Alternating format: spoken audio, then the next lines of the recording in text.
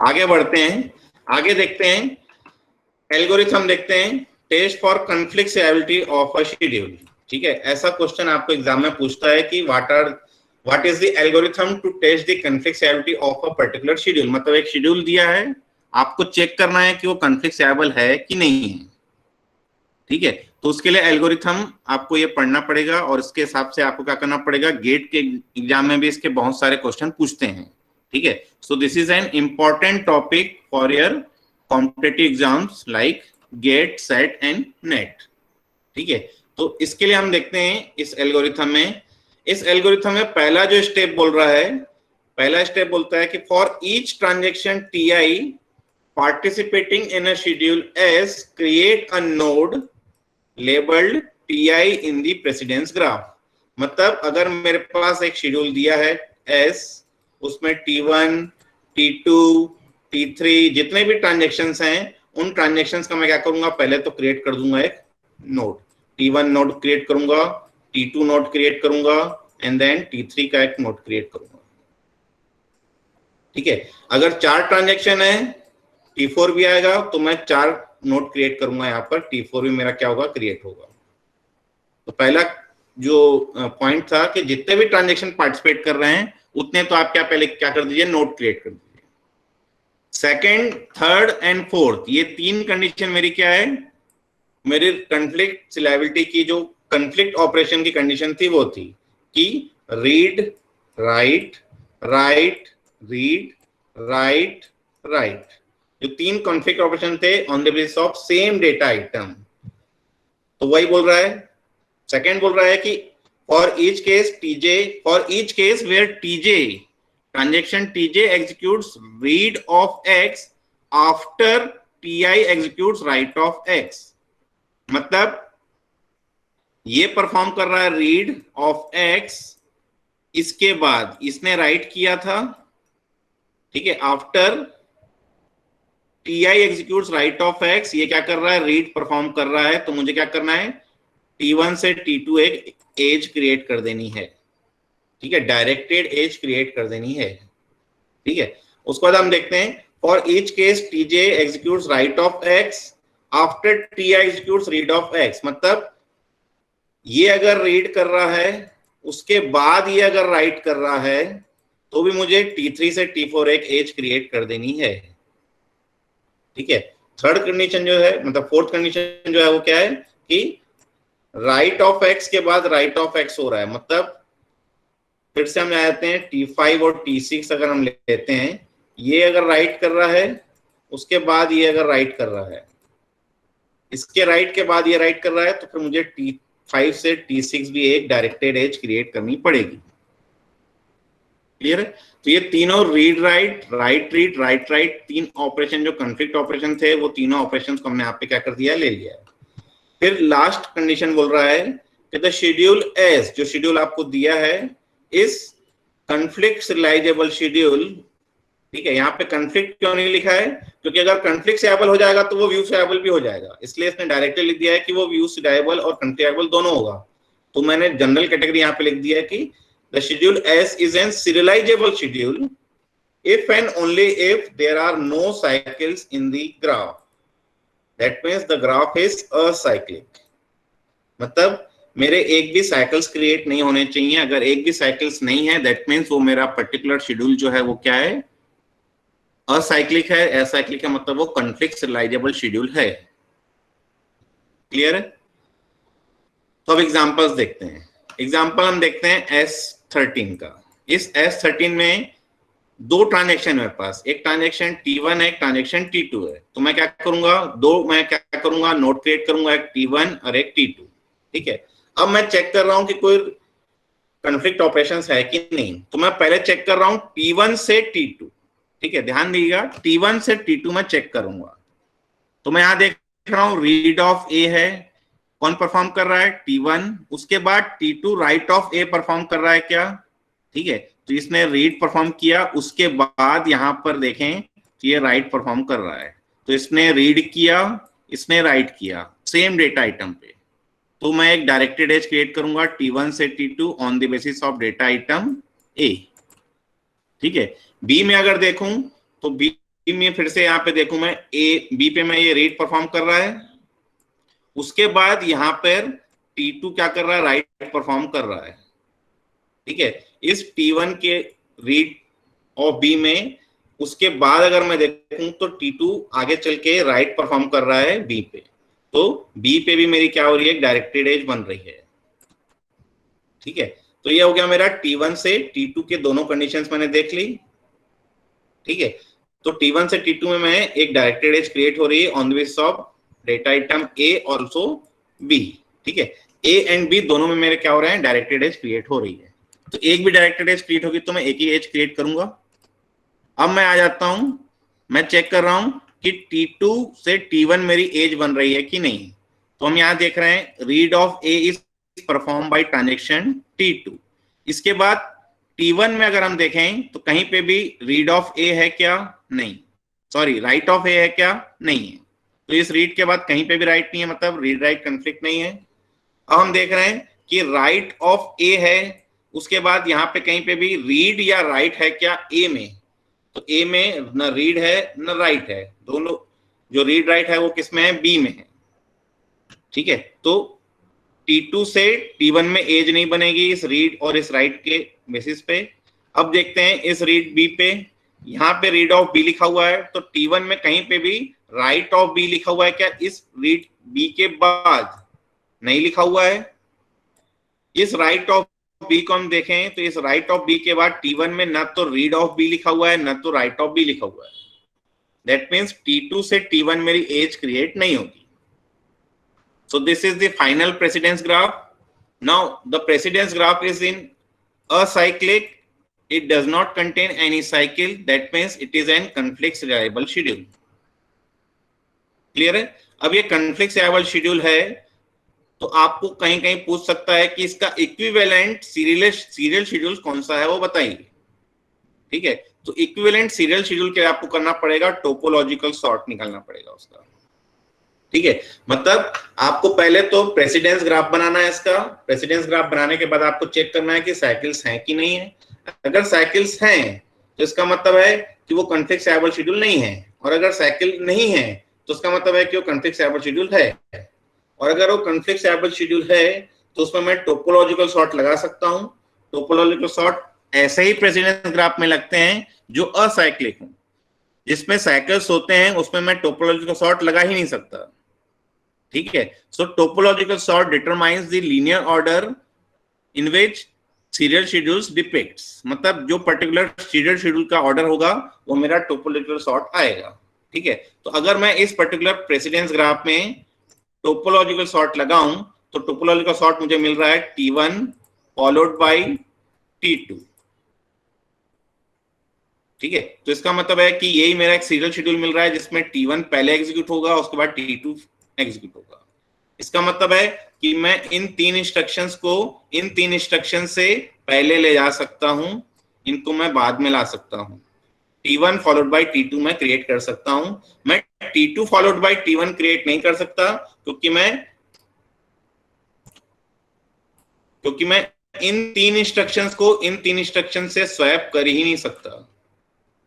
Clear है? सो मैं या तो क्या करूं कि शेड्यूल में स्वैप कर करके मतलब सीरियल शेड्यूल का मैं क्या करूं, ऑर्डर निकालूं, या तो मैं क्या करूं डायरेक्टली इसका प्रेसिडेंस ग्राफ बनाऊं, प्रेसिडेंस ग्राफ में टोपोलॉजिकल सॉर्ट लगा दूं और topological sort will decide my serialisability order कि कौन से ऑर्डर में मेरा वो पर्टिकुलर शेड्यूल क्या होगा, एग्जीक्यूट होगा। क्लियर है सर? ये S13 वाला एक बार फिर से बताइए ना एग्जांपल, जो राइट ए और राइट बी के बारे में बता रहे थे। फिर से देखते हैं। चलो ए पे, अब यहां पर देखिए दो डेटा आइटम है, एक तो डेटा आइटम ए है, एक डेटा आइटम मेरे पास बी है। ठीक है, तो ए के अगर मैं देखता हूं यहां पे इसने रीड परफॉर्म किया है। किसने परफॉर्म किया है? T1 ने। इस रीड के बाद ये जितने भी ऑपरेशंस हैं कहीं पे भी मेरे को राइट ऑपरेशन मिल रहा है क्या ए पे? तो मिल रहा है, मुझे मिल रहा है।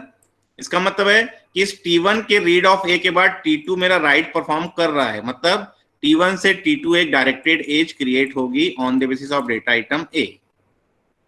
ठीक है, अगर मैं सेकेंड कंडीशन देखूं कि यहां पर ये राइट ऑफ ए है, इस राइट ऑफ ए के बाद ये जितने भी इंस्ट्रक्शंस हैं इसमें कहीं पर भी रीड या राइट परफॉर्म किया गया है क्या डेटा आइटम ए में, क्योंकि वो मेरा कॉन्फ्लिक्ट ऑपरेशन होगा। ठीक है, तो इस राइट के बाद रीड परफॉर्म किया गया है, राइट भी परफॉर्म किया गया है ए पे, तो डायरेक्टेड एज क्रिएट होगी T1 से T2। क्लियर है? लेकिन अगर मैं देखूं कि ये जो पर्टिकुलर रीड ऑपरेशन है, इस रीड ऑपरेशन के बाद यहां पे जितने भी ऑपरेशन अब T1 में बचे हैं, कहीं पे भी राइट ऑफ ए है क्या? राइट ऑफ ए मुझे नहीं दिख रहा है। ठीक है, फिर नेक्स्ट कंडीशन देखते हैं। यहां पर राइट ऑफ ए है, इस राइट ऑफ ए के बाद इस T1 में कहीं पर भी रीड ऑफ ए या राइट ऑफ ए है क्या? वो नहीं है, नहीं है, मतलब इसके बाद T2 से T1 एज नहीं बन रही है। अगेन हम देख लेते हैं अब डेटा आइटम बी पे, रीड ऑफ बी है, इस रीड ऑफ बी के बाद T1 में कोई इंस्ट्रक्शंस है क्या जिसमें राइट ऑफ बी है? नहीं है। ठीक है, आखिरी कंडीशन भी देख लेते हैं कि write off B is perform by transaction T2, इस राइट के बाद T1 में कहीं पे भी रीड या राइट है क्या? इसके बाद देखना है ना हमें, इसके पहले नहीं देखना है हमें। क्लियर है? Yes sir. अब आ जाते हैं इस शेड्यूल के बारे में। तो इस शेड्यूल में हम देखें तो दो ट्रांजैक्शन है T1 एंड T2, तो दो नोड बन गया, एक T1 और एक T2। ठीक है, अब मैं चेक कर रहा हूं कि ये रीड ऑफ ए परफॉर्म किया गया है ट्रांजैक्शन T1 ने। इस रीड ऑफ ए के बाद T2 में कहीं पर भी राइट ऑफ ए है क्या? है। इस पूरे इंस्ट्रक्शन में राइट ऑफ ए है क्या? है। तो T1 से T2 एक एज बनेगी on the basis of data item A. ठीक है, फिर हम देखते हैं, अच्छा एक भी एज बन गई तो मैं T1 से T2 को छोड़ दूंगा। ठीक है, क्योंकि मुझे एक ही एज चाहिए, मैंने डायरेक्टेड एज मुझे एक ही चाहिए, तो एक भी बन गई मैंने छोड़ दिया उसको। ठीक है, अब मैं चेक करूंगा T2 से T1। सो रीड ऑफ ए है यहां पर, इस रीड के बाद ये पूरे इंस्ट्रक्शन में कहीं पर भी राइट है क्या? तो मुझे दिख रहा है राइट दिख रहा है, तो इस रीड के बाद यहां भी राइट है, तो T2 से T1 भी एक एज क्रिएट होगी। क्लियर है? एक भी एक एज मिल गई तो मैं उसके बाद छोड़ दूंगा, प्रेसिडेंस ग्राफ मेरा कंप्लीट हो चुका है। Now the schedule is not a conflict reliable schedule because the graph is not acyclic. It contains a cycle T1 followed by T2 followed by T1. ठीक है, एक साइकिल क्रिएट हो रहा है T1 followed by T2 followed by T1. So this schedule is not a conflict serializable schedule. Clear है? आ रहा है समझ में? क्वेश्चन मिलेगा तो बन जाएंगे, क्वेश्चंस मिलेंगे तो बन जाएंगे। Yes sir. Yes sir. चलिए, एक क्वेश्चन दिया ये कोर्ट की बुक में। ठीक है, कोर्ट की बुक में क्या पूछ रहा है? 2 नंबर का क्वेश्चन है ना, ये 2 नंबर से ज्यादा क्वेश्चन ही नहीं है। क्वेश्चन क्या बोलता है? Consider the precedence graph below. ठीक है, तो प्रेसिडेंस ग्राफ आपको बना बुनाया दे दिया है, आधे ज्यादा काम करके दे दिया है। Is the corresponding schedule conflict reliable और नॉट? Explain your answer. ठीक है, तो अब आपको चेक करना है कि जो प्रेसिडेंस ग्राफ है उस प्रेसिडेंस ग्राफ में साइकिल है कि नहीं है। ठीक है, तो आप देख रहे हैं T1 से T2, T2 से T3, T3 से T5, वापस T1 जा रहा है क्या? नहीं। T1 से T3 फिर T5 वापस जा रहा है क्या? नहीं। T1 से T4 T5 वापस जा रहा है क्या कहीं से भी? T5 से T1 नहीं। T2 से देखते हैं, T2 से T3, T3 से T5 फिर T2 जा रहा है क्या? नहीं। T2 से T4, T4 से T5, T5 से T2 कहीं जा रहा है क्या? नहीं। T3 से T5 वापस T3 जा रहा है क्या? नहीं। T4 से T5 वापस जा रहा है क्या T4 में? नहीं। T5 से कहीं जा ही नहीं रहा है। That means the graph is acyclic. Clear है? It does not contain any cycle. That means the schedule is conflict reliable schedule. इतना ही लिख के आपको आंसर कर देना है, आपको पूरा नंबर मिल जाएगा। क्लियर है? अब आ जाते हैं काउंटर पार्ट में अगर आपको बोलता है कि is the corresponding schedule conflict serializable or not, if it is conflict serializable, find all possible serial schedules which is equivalent to this schedule. तो मुझे क्या करना पड़ेगा, इस पर्टिकुलर शेड्यूल में लगानी पड़ेगी टोपोलॉजिकल सॉर्ट। ठीक है, तो टोपोलॉजिकल सॉर्ट कैसे लगाते हैं, आता है आप लोगों को, आता है आप लोगों को टोपोलॉजिकल सॉर्ट लगाने? डेटा स्ट्रक्चर में पढ़ा होगा ना आपने? नहीं याद है? नहीं पढ़ा सर। No sir. बहुत बढ़िया, पढ़े भी होगे तो हम बोलेंगे नहीं पढ़े हम। No sir. चलो ठीक है, मैं आपको एल्गोरिथम बताता हूं।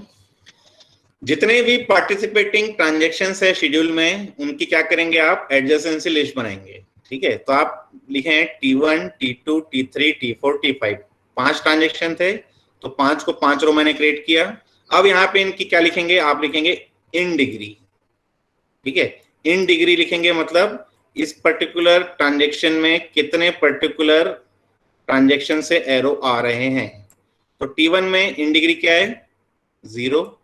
T2 की इन डिग्री क्या है, 1।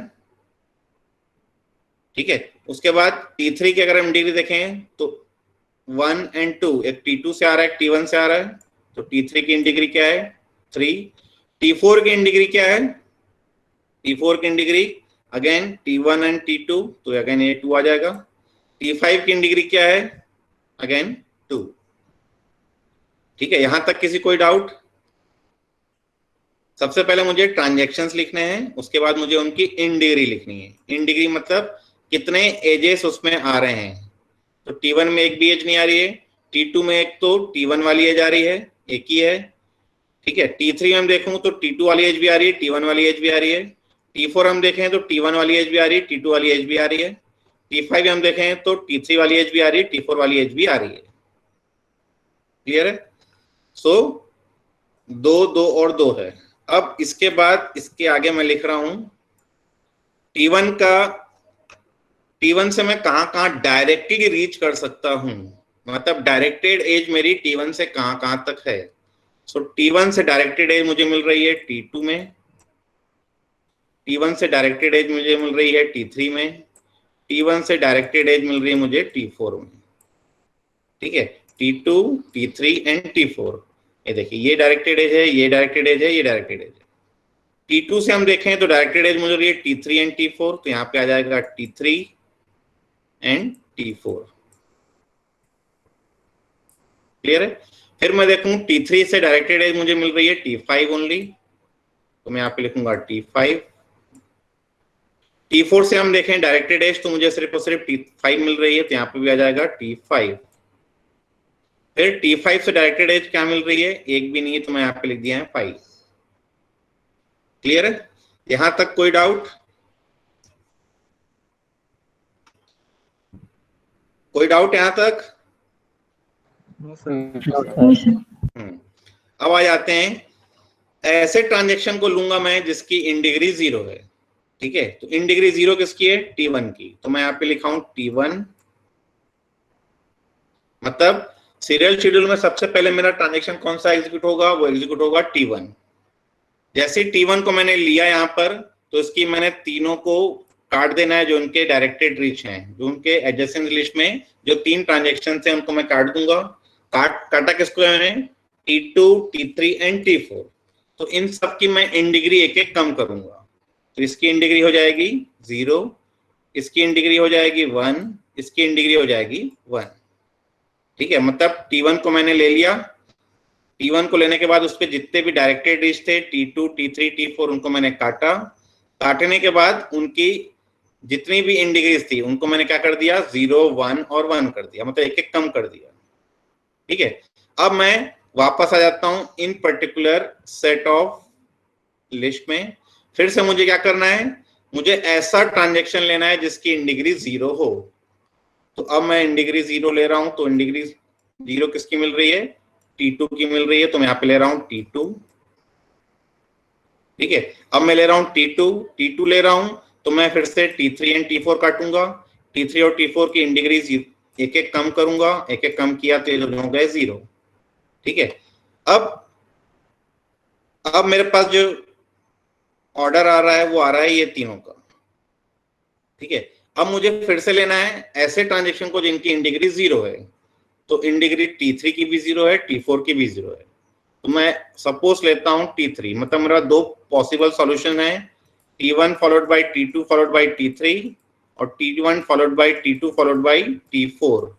ये दो पर्टिकुलर सीरियलिटी ऑर्डर मेरा जनरेट हो सकता है। अगर मैं T3 लेता हूं तो T5 कटेगा, उसकी एक डिग्री कम हो गई, ये हो जाएगा 1। ठीक है, 1 होने के बाद फिर से अगर मैं 0 लूं तो मेरे को T4 मिल रहा है, तो यहाँ पे आ जाएगा T4, और T4 लूंगा तो फिर से इसको काटूंगा, ये इन डिग्री फिर हो जाएगी 0, फिर मैं आ जाएगा यहाँ पर T5। क्लियर है? वेयर एज अगर मैं T4 को पहले लेता, ठीक है, तो T4 काटता यहाँ पे तो फिर से हो जाएगा 2 से हो जाता 1, फिर इस T3 को लेना पड़ता मुझे, तो यहाँ पे आ जाता T4 के बाद T3, और फिर T3 से जब मैं T5 काटता तब ये 1 से हो जाता 0, तब मैं आ जाता यहाँ पर T5। ठीक है, तो ये दो पर्टिकुलर टोपोलॉजिकल सॉर्ट ऑर्डर मुझे मिल रहे हैं, T1 followed by T2 followed by T3 followed by T4 followed by T5। दूसरा मिल रहा है T1 followed by T2 followed by T3 followed by T4 followed by T3 followed by T5। ठीक है, तो ये दो पर्टिकुलर सीरियलिटी ऑर्डर मिल रहे हैं, मतलब ये दो पर्टिकुलर सीरियल शेड्यूल के ये इक्विवेलेंट है। आ रहा है समझ में? ये टोपोलॉजिकल सॉर्ट निकाल पाएंगे? Yes sir. Yes sir. ठीक है, टोपोलॉजिकल सॉर्ट ऐसे ही शेड्यूल में निकाल सकते हो जो असाइक्लिक हो, जिसमें साइकिल मिलेंगे उसमें टोपोलॉजिकल सॉर्ट पॉसिबल ही नहीं है। क्लियर है?